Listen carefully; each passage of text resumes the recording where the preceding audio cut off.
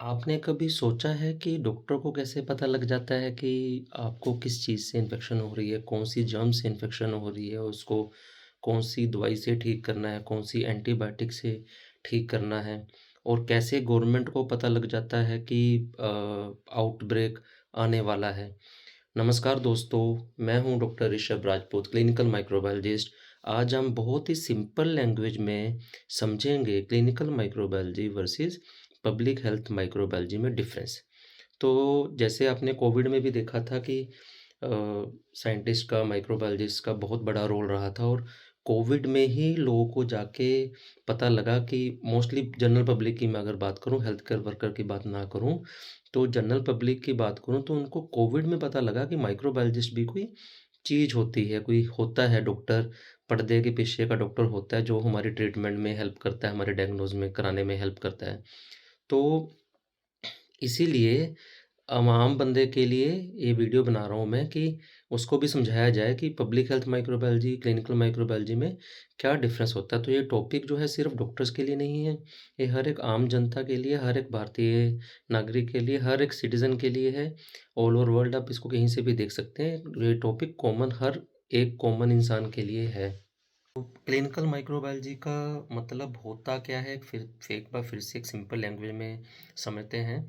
Patient से sample लेना, germ को आइडेंटिफाई करना, जर्म मतलब क्या? बैक्टीरिया, फंगस, वायरस को आइडेंटिफाई करना और सही ट्रीटमेंट देना क्लिनिकल माइक्रोबायोलॉजी है। जैसे ही पेशेंट हॉस्पिटल में आता है या डॉक्टर के पास ओपीडी में जाता है विद फीवर, कफ, जब और कोई भी इन्फेक्शन, आई में इन्फेक्शन, ईयर में इन्फेक्शन, कोई भी इन्फेक्शन जहाँ पे डॉक्टर को लगता है कि इसके लिए माइक्रोबायोलॉजी कल्चर करने की ज़रूरत है देखने के लिए कौन सा बैक्टीरिया या कौन सा वायरस या कौन सी फंगस इसमें इन्फेक्शन कर रही है, तो वो सैंपल लेके आपका माइक्रोबायोलॉजी लैब में भेजते हैं।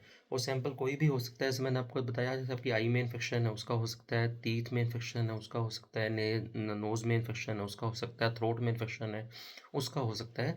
तो क्लिनिकल माइक्रोबायोलॉजी में हम ये देखते हैं कि कौन सा बैक्टीरिया, वायरस या पैरासाइट है और कौन सी एंटीबायोटिक काम करेगी और कहीं ड्रग रेजिस्टेंस तो नहीं है।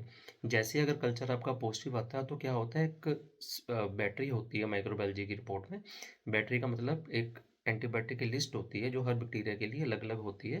तो उसको रिपोर्ट में दिया जाता है और बताया जाता है कौन सी ड्रग इसमें लेनी चाहिए, एक सुझाव दिया जाता है डॉक्टर को। उसके बेस के ऊपर डॉक्टर को आपकी ट्रीटमेंट करने में हेल्प होती है। तो अगर माइक्रोबायोलॉजी की रिपोर्ट के ऊपर ट्रीटमेंट करा जाता है तो ये पता लग जाता है फर्स्ट लाइन ड्रग लेनी है, सेकंड लाइन ड्रग लेनी है या थर्ड लाइन ड्रग लेनी है। तो इससे एमडीआर भी रुकता है और सही बैक्टीरिया का, सही एंटीबायोटिक का चुनाव करने में हेल्प मिलती है। पब्लिक हेल्थ माइक्रोबायोलॉजी के बारे में बात कर लेते हैं। पब्लिक हेल्थ माइक्रोबायोलॉजी में पेशेंट से ज़्यादा पॉपुलेशन के ऊपर ध्यान होता है, मतलब एक समूह के ऊपर ध्यान होता है, ज़्यादा लोगों के ऊपर ध्यान होता है। क्लिनिकल माइक्रोबायोलॉजी में तो एक पेशेंट आया था, उसका सैंपल हमारे पास आता है, तो एक ही पेशेंट की रिपोर्ट हम देते हैं, एक ही पेशेंट का ही हम भला कर सकते हैं। और पब्लिक हेल्थ माइक्रोबायोलॉजी में पूरी पब्लिक का कैसे हम ध्यान रख सकते हैं, कैसे हम रोक सकते हैं आउटब्रेक। तो यहाँ सवाल ये आता है कि एक एरिया में इतने लोग एक साथ बीमार क्यों हो रहे हैं। मैं आपको एग्जांपल के तौर पे बता रहा हूँ। तो पब्लिक हेल्थ माइक्रोबायोलॉजिस्ट का काम होता है disease surveillance, outbreak investigation, water और फूड टेस्टिंग करना, वैक्सीनेशन प्रोग्राम्स का इम्पैक्ट देखना। जैसे आपने वैक्सीनेशन दे दी है गवर्नमेंट ने मास लेवल पे, उसका इम्पैक्ट देखना कि पेशेंट में उसका कितना असर हुआ, कितना असर नहीं हुआ। तो इसका एम क्या होता है कि लोग बीमार ही ना पड़ें। तो इसमें पब्लिक हेल्थ माइक्रोबायोलॉजी का मैंने आपको मोटा-मोटा डेफिनेशन समझा दिया। जी वर्सेस पब्लिक हेल्थ माइक्रोबायोलॉजी में फिर से डिफरेंस एक बार समझ लेते हैं। क्लिनिकल माइक्रोबायोलॉजी इस पेशेंट को क्या इन्फेक्शन है, एक पेशेंट को क्या इन्फेक्शन है वो देखता है। पब्लिक हेल्थ माइक्रोबायोलॉजी में इतने लोग एक साथ में बीमार क्यों हो रहे हैं वो देखते हैं। तो क्लिनिकल माइक्रोबायोलॉजी एक जान बचाता है, पब्लिक हेल्थ माइक्रोबायोलॉजी हज़ारों जान बचाता है। अब एक रियल लाइफ एग्जांपल के तौर पे आपको समझाता हूँ, मतलब आम जन को बहुत इजीली समझ आएगा इससे। एक पेशेंट को डायरिया हुआ, लूज मोशन हुए, स्टूल का टेस्ट कराया, ट्रीटमेंट मिल गया एक पेशेंट को, तो ये क्या हो गया, क्लिनिकल माइक्रोबायोलॉजी। लेकिन जब पूरे एरिया में डायरिया फैलने लग गया, फिर उसकी वाटर टेस्टिंग हुई, कंटामिनेशन पकड़ेगी कहाँ से इन्फेक्शन आई भाई, और पानी का सोर्स बंद किया गया। ये है पब्लिक हेल्थ माइक्रोबायोलॉजी।